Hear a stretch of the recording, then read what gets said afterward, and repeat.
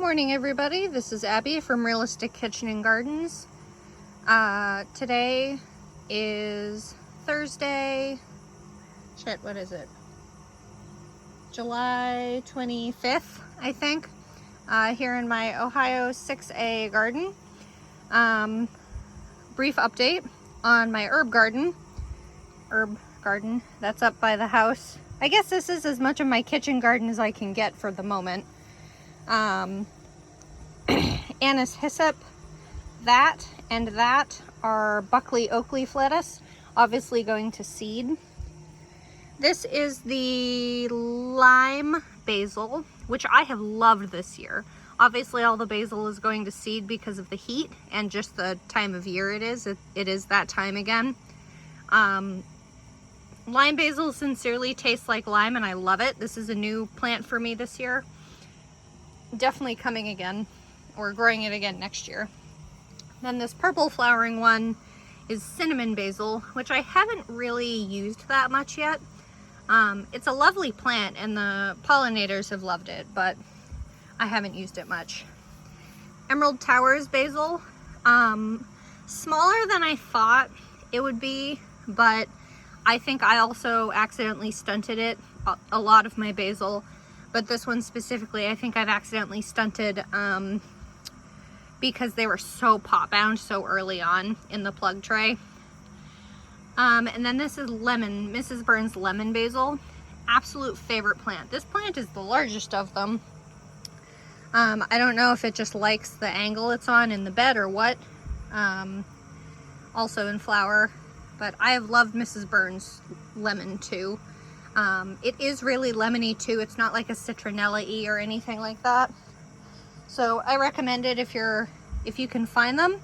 I think Park Seeds sells both of these, both lemon and lime. And then tucked in the corner is parsley. What is that one? Not long standing. Overwintering plain. It's supposed to be extra cold hardy. Parsley can tolerate, excuse me, my voice, I'm sorry. Parsley can tolerate some frosts. Not that we're anywhere near that, knock on wood. But this one is supposed to be extra hardy. And then here in the back is this sad, those are dandelion greens, but not purposely. Volunteered. And I don't know what that is. That looks almost like a jewel weed. Anyway, long-standing cilantro going to seed. This is not liked it here. I think it likes more sun, but it will obviously go to seed in the heat. And then this is Thalia dill, which was a new variety of dill for me, and it did take a long time to go to flower. This was started indoors in March, and I think it finally went to flower about a month ago. In a lot of the heat. The heads of this are, the flower heads are now going to seed, and I think I'm going to let them actually seed out, and I'll either save the seed to replant or use it as the herb it is. So on we go. I forgot to bring my hat outside. That's going to be annoying. And then there's this garden that's a little overgrown looking. God, this poor mint needs to be repotted. This is ginger mint, which overwintered in this pot and is rather stunted, I think, because of how pot bound it is.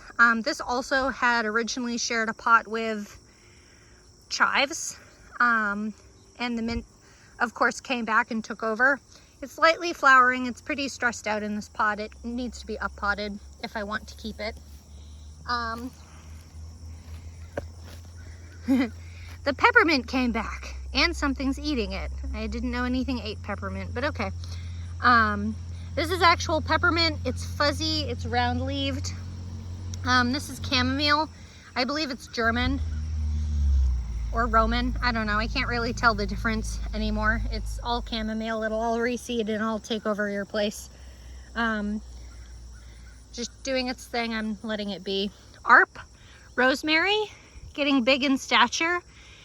This was a started plant I purchased last summer overwintered partially in the ground with a cloche, plastic cloche cover, and then brought it with me. This is supposed to be an extremely cold hardy variety.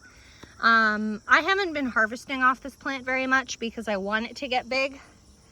Oh, so good. Good King Henry, a spinachy type plant that is one of the first greens that come up in the spring. It's super stressed out and angry being in this pot. It needs to be up potted, but I'm out of large pots, so it needs to sit there and suffer. Major Wheeler native variety honeysuckle, also a pot bound. Not happy being here. I need to up pot it. I need to do something with it. It's not happy about it, but it's alive. Ta-da! And a big old, you're getting a lot of buggies in there, that spider web. And then 2 varieties of thyme. I believe that's Wedgwood, and I don't know what that's supposed to be, but that's technically 2 plants. That is a huge pot. I want to eventually get that in the ground, but I don't know where in the ground it's going to go. Chocolate mint. Love this. This overwintered also. I've been loving it. That looks like a bird poo on there. Love that. What is on me? Weird. Anyway, I love it. If I got this as a started plant from Richards, which is in Canada. If you're interested in getting plants from them, I do recommend them. They're excellent. Their stock is a little funny though. And then spearmint, one sprig and flower. Do you remember when this was one little sprig this year, this like in May, and now it's all this? Anyway, I've been using this in water all the time this season. I've been loving it, and there's 1 lamb's quarters in it that I have to tear out. Lemon balm that I started from seed last year, and it's not having a good time in this pot. And there's also these things that came up with it when I moved. This was in the ground where I was. It's just a small ground cover. I have no idea what it is. Orange yellow thyme. I started this from seed in March. They were doing great, and 1 died, obviously. There were 2 plants. And this one is definitely on its way out. I don't know why. I don't know if it's rotting or what, but it's not happy. And then last is lemon thyme, which I purchased as plants technically from Tractor Supply. They're just Bonnie thyme plants. And I can't say I've used it very much because I've wanted the plants to get big. It's alive though. All right, let's get down. Oh, let me show you these two while we pass by. I finally up-potted this white sage. It's supposed to be white sage. I don't know what it actually is because it's sage-ish looking, but not really. But it's alive. And then this is all phenomenal, brilliant, elegance lavender. Sorry, I was trying to remember the variety. These all I started from seed this year. I apparently have lost all my tags, but 2 of them are in bloom. I up-potted them and have been getting better about watering them, but I want this eventually to be almost like a ground cover around here. And then my very angry Greek oregano that does not appreciate being in this small pot for its size. I think this is a 3-year-old plant now, 3, 4, something like that. It needs up potted or it needs in the ground. But again, I don't have a pot big enough. Ooh, let's swing by the rain barrels. We got a little more rain last night. I should have put my hat on, but I didn't. Here are the rain barrels. My husband did a little touch up since the post, but we're pretty full of water. That's darn near, what is that? Considered 45, 50 gallons in that one. And right about the same. This hose between them is open so that they stay relatively even. I don't know if it's a gravity thing or what. It's obviously not airtight, but it works. We actually got our gutters cleaned yesterday too. So this water isn't, I certainly wouldn't drink it, but it would be fine to water plants with. Because I mean, you wash all your produce anyway. Down to the garden. We've gotten like 1/3 of an inch. And all that rain in the rain barrels is just from 1/3 of an inch of rain off the roof. I mean, our house is 2,000 square feet. So allegedly, per vague calculations, the roof is about 3,000 square feet because of the pitch. And with all the gutters on it, I think an inch of rain would produce something like, shoot, I did the math once and I've forgotten now. I think it's something like 8,000 gallons of rain if we got an inch of rain that would come off that roof.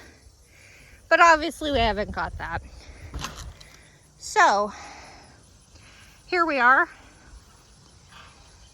Nothing super dramatically different except the carrot board's out. I stepped on something sharp on the way down. That's what I get for not wearing shoes. My own consequences as usual.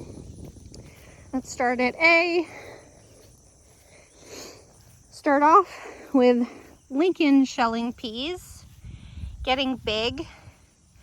These were pre-sprouted indoors and then transplanted, kind of chaos sown out here, and then covered up with potting soil.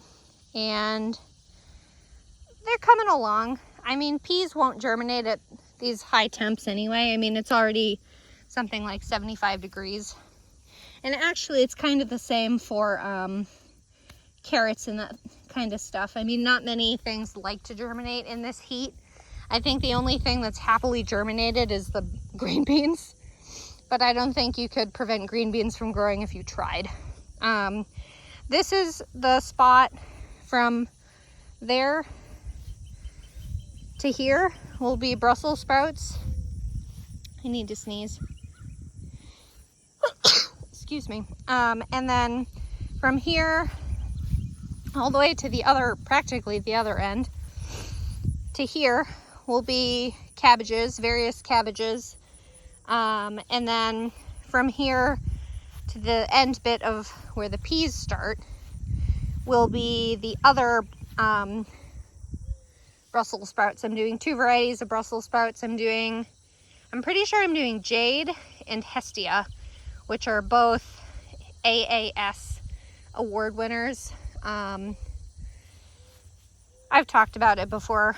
And then here are Surge shelling peas, which were coated in, was it Cruiser? This is actually a variety of pea that is specific. Yes, it's a shell pea, but they're specifically grown for their tendrils. These tendrils can be eaten kind of like, I guess, similar to bean sprouts in a way. It's just a tender kind of green that you can stick in salads or stir fries or whatever. I personally don't eat them, but it helps them climb. Both Lincoln and Surge are supposed to be only about like 3 feet tall and I think 70 some days. So these should be coming to pod right around the first frost. And a light frost on peas is fine. And some people even say it's good because it'll sweeten them. Row B is still in chaos. This will be broccoli, cauliflower, and another kale plant. Row C, green beans, or beans in general. You can see the adult velar here are in flower, bright pink flowers, and then one of the plants is flopping over, but you can see all the second seeding is well and up of velar bush bean.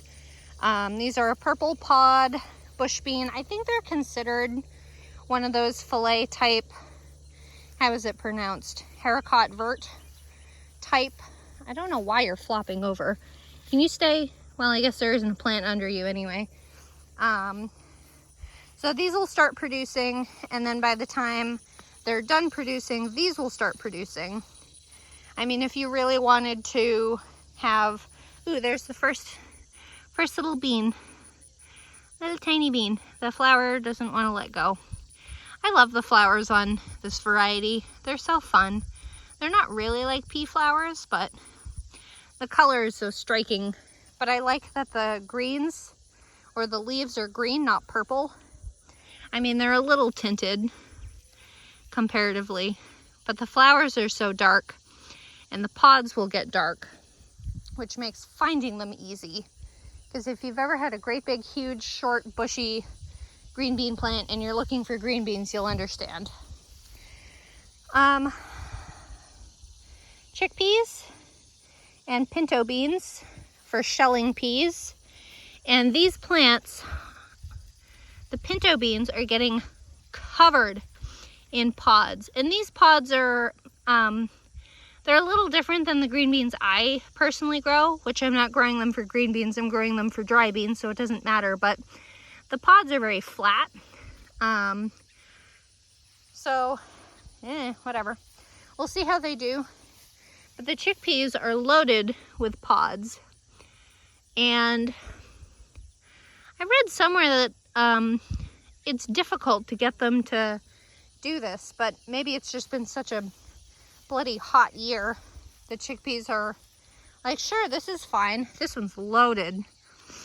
I'm excited to see how the harvest goes. So I won't harvest any of these, either chickpeas or pinto beans, until the pods are dry. So this is still green. It's still flat. This is a slightly better one example for you. You can see it starting to swell with the beans in it. And that's what I want, are the seeds in it for the pinto beans. There's a dry one. These ones are already dry. Look at that. The outer pod is kind of dry, but the inside bean still kind of feels soft, so I'm going to leave it alone. Maybe next week. And then I think this is D, is for all intents and purposes empty. The only thing that's in here is a cover crop that hopefully will germinate in this heat. We'll see. But mostly it's just overgrown weeds. I pulled out the Swiss chard because we haven't been eating it, and I didn't want it to go to seed because that would be an absolute disaster. But the only thing left is the purple moon kale, which is doing really well, actually. Excuse me, I want to see if it keeps until winter, though. Determinate Romas, which are the ones I seeded. These are starting to fruit really nicely and ripen. Some of them are more round than like the true Roma shape. But they've been doing really well. This one I cannot get to stand up straight, and I ran out of stakes for this one. But this is where I've been getting most of my determinate Romas, is off these 5 plants. You can even see a little red one down. Maybe you can't see it, but I can see it. They're getting there. I'm letting them get pretty red on the vine. One Martino's Roma, which has been so struggling, and a random squash bug on there. I don't know if this is another cursed spot like I have in my cucumber row or what. And then Cordobu. These are paste tomatoes, but they are indeterminate. There's another fruit coming up, nice big fruit.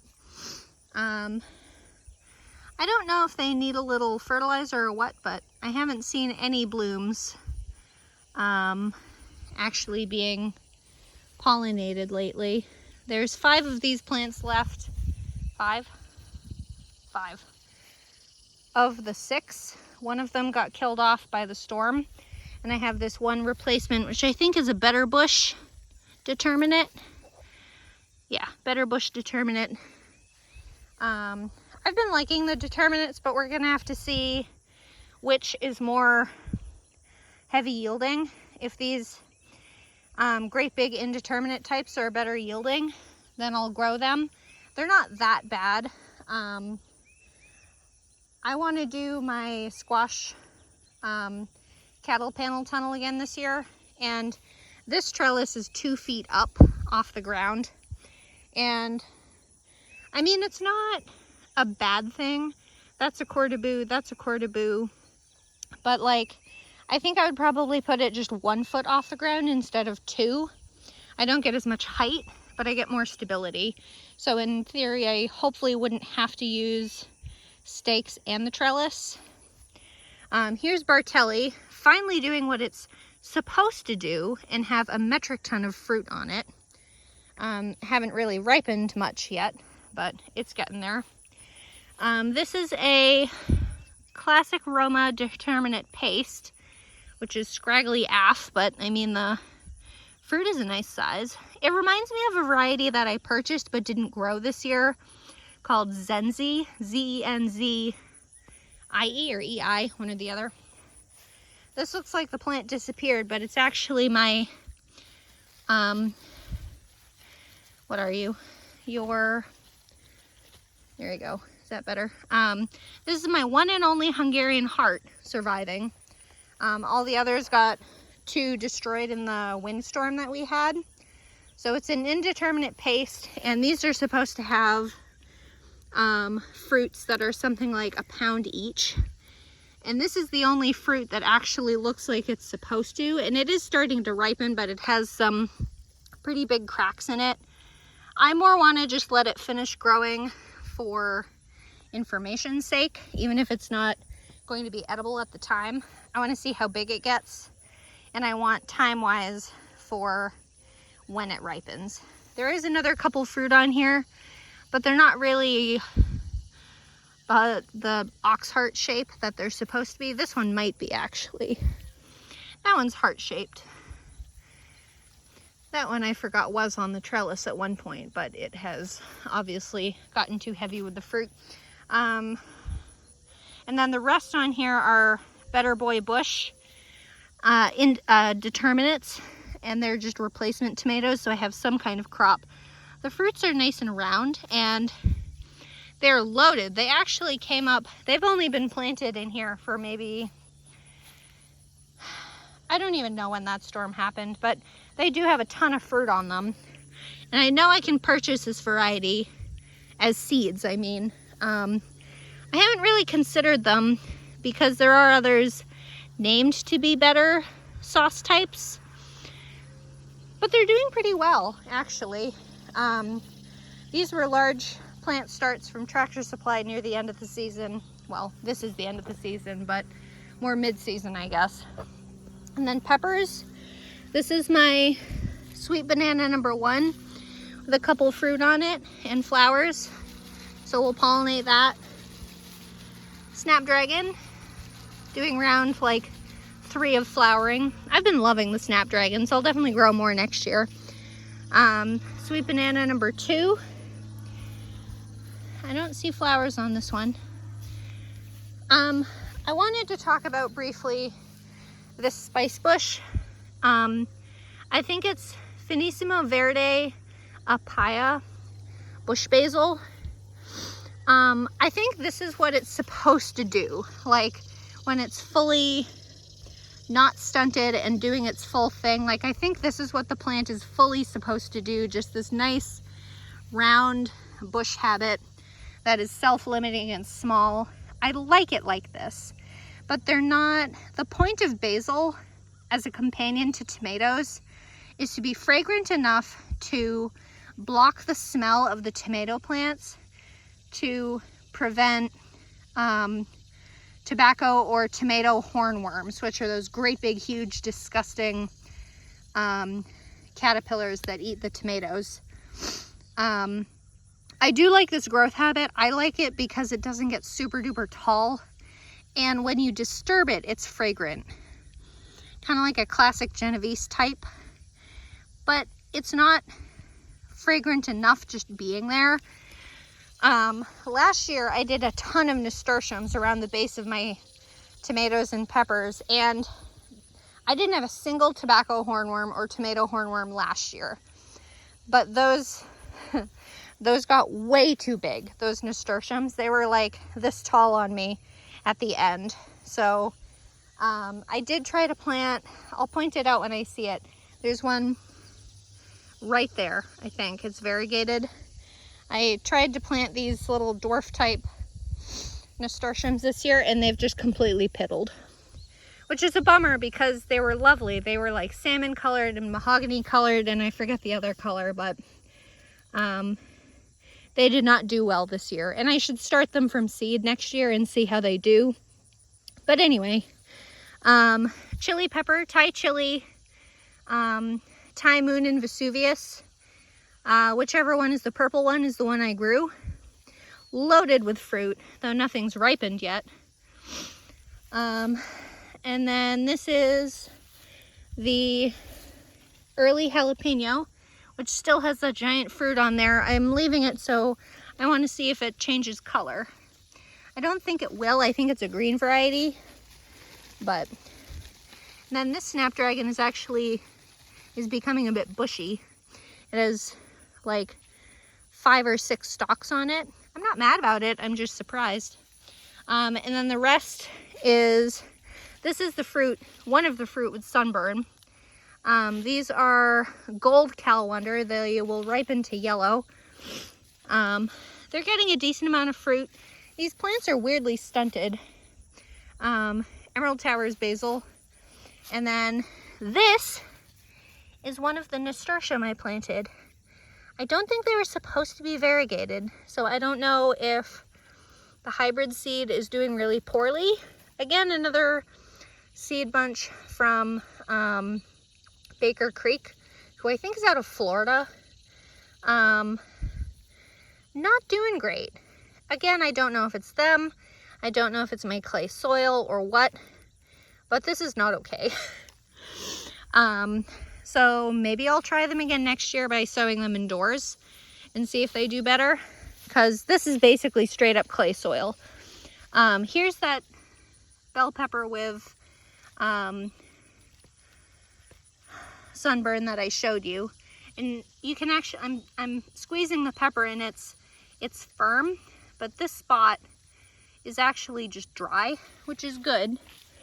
We'll see if it makes it to maturity, but I wonder if I'll just get all mini fruit this year because of how small the plants are.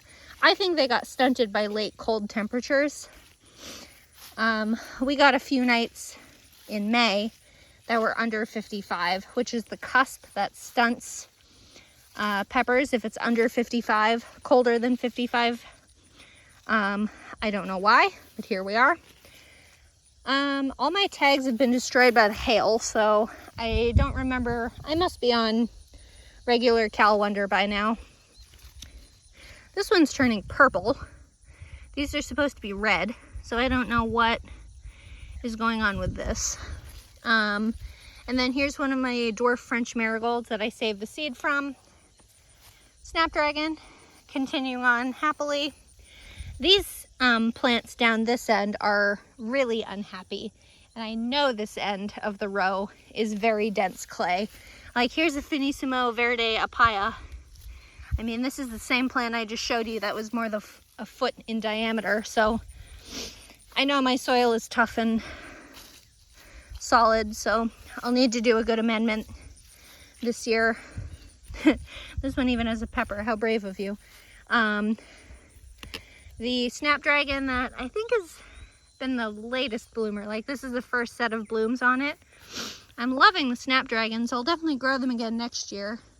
I'll see what other colors I can get. They sell them in a bunch of different colors. Another Mrs. Burns lemon basil. Nice companion plant. I may do those as companions. And then another snapdragon and catnip, which I basically grew to be a pollinator companion. Yes, it's down the end, but this end was kind of empty. And I mean, the catnip won't go to waste. I have 4 cats. Catnip is actually good, a good tea too when you dry it. Here's my pile of potatoes, which may or may not become potatoes this year. We'll see. This end is Norland. reds. The middle is one of the golds, some type of gold. And then this end one is a superior white. Ooh, is that one or is that, what are you? The nerve of you. You are a violet. We'll see how this goes. This is kind of like a modified, the only way I can describe it is a modified no-dig method of potato growing. So it's grass clippings on the very bottom right on the soil, then fertilizer and the potato starts, then pine straw, then actual straw, and now I have a little layer of grass clippings to try to keep everything moist, to see if it grows. If it doesn't, it doesn't. I mean, I got this whole row of potato starts for $24. 24? 12? 2 times 12. 24. So it's not a big loss. And then my tomatillos, Rio Grande Verde Tomatillo, which are just green. And I'm just waiting for them to ripen up so I can make my big batch of tomatillo salsa. This one looks like it's getting ready to do a round 2. This one didn't produce nearly as much, the second plant, but it's loaded with blooms, and I have seen both of them produce a small amount of little, kind of like these, like the little baby fruit pods. If you remember, those are calendula. I have not taken care of them, and I guess calendula doesn't like clay, or this clay anyway. And then we move on to my neglected, unloved section of the garden for celery. This is supposed to be a celeriac that is supposed to be about ready to harvest. I think I harvested them in August or September last year, but this is all I've got. They're supposed to be way bigger now. I know I've lost one. I think I started 10, or I seeded 10. I transplanted 4. I think I currently have 2 or 3. And I'm not expecting to be able to harvest any of these because I haven't cared for them. It's my fault. I don't really care. Celeriac is able to be found. It's not like an unheard of vegetable here in the States. But it's a bummer. I do like celeriac. I'll probably can some if I get to grow it next year.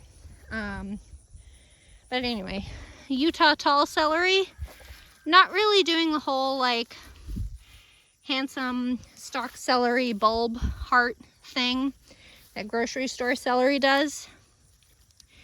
It's almost more like a, what do they call it? Cutting celery, kind of like that. I haven't watered this. That one has a decent heart on it actually. Look at that. I'm going to try a different variety next year and not do as many celeries next year. I'll do more celeriac if I can get it to grow. But I'm not going to do as many stalk celery because I just don't need it. And then here's the section where the carrots were. There's 1 or 2 left in here that I just didn't harvest because they were just too dang small, but I've seeded a cover crop. Good Lord, my roosters. I've seeded the cover crop. We'll see how it goes. I do have 2. 1, here's a bandit leek. Surprisingly, that's taken. So we'll see how it does. I'm not expecting it to do very well, as it's the only leek that has lived of the 10 that I transplanted, of the like 60 I seeded and never transplanted. Anyway, zucchini, spineless bush zucchini. I was actually just talking with my husband about the quantity of plants to grow next year, and we've decided to grow more zucchini next year, which I never expected to do in my life. Looks like there's 2 female flowers in here with a bee. They're not quite zucchinis yet, I mulched these. They had a problem with all the female blossoms rotting off. Two there, getting there. That one's opened, but this one hasn't. So the female blossoms were rotting off, even if they were pollinated, or maybe they weren't pollinated and that was the issue. So I mulched them, and knock on wood, that seems to have helped at least two of them. This is the most recent seeding of Summer Dance Slicer Cucumber. Loving this variety, though they're getting a little funky, whether it's the dry weather or the soil or what. I've been loving Summer Dance. They're so resistant to, they're kind of bulletproof. I mean, they're not going to win an award for pretty fruit, but they're delicious. They're not bitter whatsoever. And then that's the last seeding of Max Pack Pickling Cucumber. This is technically 2 seedings, but there's 2 plants per seeding spot of Max Pack, and they are starting to produce. I don't have tags out here to tell you when these were started, but these are 55 day variety. Summer Dance is 65. I need to come out here and pick. I should have brought my harvest basket with me. I thought I saw one. I will say that these plants, even though they're growing vertically, they hide their fruit. These are the 3 oldest plants of Max Pack, and they're still producing strong. Here's a fruit. I don't know if these will. There's a fruit behind there. There's a fruit here and here. They're doing that weird teardrop shape thing, which I think is a cross-pollination issue. Can't say I care that much though. Cucumbers don't have to be pretty. They just have to be tasty for me. And then from that stake onward, these are all the most recent seedings of Regal Pickling Cucumber, which I don't think I'll grow next year. They get bitter very easily in the heat or dry. They're a decently pretty cucumber, but pretty doesn't cut it here.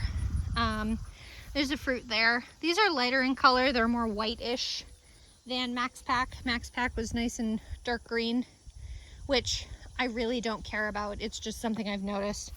And then Orange Jing Okra. This is the middle seeding of it. I don't know what eats okra, but something's chewing on it. Might be grasshoppers, who knows. But it had its first flower, and there's its first pod. Here's the oldest plant with a flower on it with a bee in it. I see the bee, and that might be the end of it. It has this middle-sized pod. Sorry, the sun is right on my thing and I really can't see. So there's this giant pod, which I'm letting get big, and I'm going to harvest a pod from this one and a pod from that one to save for seed. Because these are seed pods, and that one I'll harvest probably today or tomorrow. And then here's the youngest seeding. There's actually 2 plants here, but they don't transplant, so trying to decide if I want to thin it or not. Oh, there's a side branch getting ready to flower too. Look at that. My first year growing okra, so I don't know. I'm not super familiar with the growth habit of it. I know it's upright, but that's about it. And then here's my danger pit, aka my pumpkin patch and squash patch. I rifled through a leaf here the other day and I got stung on my finger. I was fine, but it hurt like a son of a gun. But here is my climbing honey nut. You can see it's not climbing because there's no trellis, but it is a vining type, which is what I wanted. So there's a fruit maturing. There's a baby fruit, female flower, turning into a fruit. And then there's another one. I can't even count how many fruit there are. I'm expecting to just pick up the dried vine in the fall and see what I get, because I can't really control it. I think this is the oldest fruit there is. It's turning a little orange. But these are basically just a miniature climbing butternut squash, which sounds more appealing than having giant butternut squash. So there's 4 of those plants in 2 hills. And then there's another little female flower and another one. I'm loving how prolific they are. I don't know if I can even find tags in here anymore, is the fun part, between the hailstorm we had that destroyed all my tags. Well, anyway, here is a night shift acorn. That is one plant, and this is the other plant. This plant is loaded with fruit, and they're nice big fruit too. So I don't know what happened to you. There's a fruit. There's a fruit. There's 2 fruit in there, and they're big. They're big acorn squash. Night shift is supposed to be a really good storage type squash, which works for me. So we'll see how that does. And then there's 2 hills of these sweet nut, like little bushy type acorn squash that are supposed to be like a pepita type, that are supposed to have like hull-less pumpkin seed type in them. Another creation from, good Lord, my roosters. Another creation from Baker Creek that isn't doing great. Again, I don't know if it's my soil or if it's their genetics or what.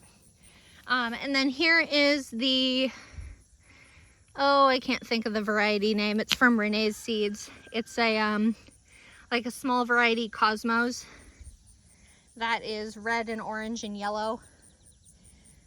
They're not variegated, but they have the options. They're starting to get ready to flower. And then the marigolds, of course. And then there's 3 Lady Godiva, which are technically a squash, but they're more technically a pumpkin because they're round. Here's the middle-sized fruit. These are supposed to be a pepita type gourd. So again, hull-less type fruit. There's another one behind there. And the largest one so far is right here. And it's getting there. I think these turn, I think they keep their dark speckling, but the lighter color turns orangey yellow. And they're putting off female fruits all along this vine too. Or flowers, female flowers. Sorry, it's already like 80 degrees. And then Cal Wonderbush watermelon. A new fruit. This is one of the new fruits. And then this is the fruit we have seen and watched. I need to look up my watermelon growing guideline, but that seems to be growing slowly. And then here's a third one that started. And these fruits are really rather oddly shaped, and I don't know if it's a nutritional thing or what. Here's another Cal Wonderbush that was directly sown. These 3 were, oh look, a swallowtail on a red clover. These 3 were transplanted. Oh, I forgot. There's supposed to be a watermelon, a baby watermelon in here. It's getting taken over by, yep, there it is. That was a Cal bush that was directly sown after the hailstorm. And doing pretty well, even shaded by this pumpkin. I don't know what to do with the watermelons. I almost want to start them even earlier. I started them in April. I'm almost tempted to start them in like March, in a great big start pot, and then transplant them out, because that's directly sown in May, which I think most people usually do, but it's also a 90-day variety for fruit. So I mean, I wasn't expecting to get fruit until harvestable fruit until something like, I think September, October, or August, or I don't know, I forget my math. And then here is the patch with dragon hybrid fennel. They're still working on coming up. A little baby fennel. These are a bulb type fennel. I personally really like having fennel roasted in the winter. They're doing good though. I did the carrot board method to get them to germinate because of the heat. I think I have six little mounds here, and I'll thin them once the plants get bigger. This is only one. I think this is grass. Yeah, that is grass. I mean, I only need one to survive, but and then the only thing left in the garden is the carrots, which are, and dill, under the carrot board. The carrot board method is just to provide shade to keep the ground moist and cool. There are insects that get in here. There's a wormy right there. There is a beetle of some kind. I mean, there's somewhat a downside to it, potentially, I guess. I don't really mind creepy crawlies per se, as long as they can do their own thing, just don't get on me. That swallowtail is loving that red clover. And then on this one, oh, look at you, you're so beat up. Or you're not symmetrical, one or the other. And then I seeded the dill right here. I don't have another hand to show you. Right here at the very edge. So I'll have a little row of dill. You are loving that. And actually that head of red clover is kind of like a mutated double head comparatively. Butterflies are cool. Anyway, excellent pollinators. So this row where the parsnips were supposed to be, I'm actually going to check in about a week or two after the carrots have sprouted, because I have a sneaking suspicion that they didn't sprout because of the heat, because it was 90s, and because of how dry it was. I think mostly the heat though. So I have a sneaking suspicion that pelleted parsnip seed is going to sprout under that cardboard, but I actually put the cardboard there to help contain weeds, or grass technically. So we'll see. But that's my garden. I need to harden off the brassicas still to get them out there. And I'm already starting to take note of what's doing well, what has done well, what's not doing well, and think about things I want to do different next year. I usually order my new seeds for the following year in the fall. I know some people wait until like the spring or whatever, but I much prefer to have all the seeds I can. Sometimes you can wait until the new year, but if you start onion seeds for your onions that same year, you usually start them in January, so you can transplant them out in March. But I'll probably order more from Dixondale again. But anyway, I'm rambling. I hope you enjoyed the tour. Things are going to start probably changing pretty rapidly. I was looking at Farmer's Almanac today, and they're predicting a frosty, wet fall, which does not bode well for the potatoes, which was kind of a shot in the dark anyway, but c'est la vie. Okay, I'm going in and having ice water. If you like this kind of stuff, please like, comment, and subscribe for more, and follow along my Facebook page for my most often ramblings and posts of what I've got going on. All right, thanks. Bye.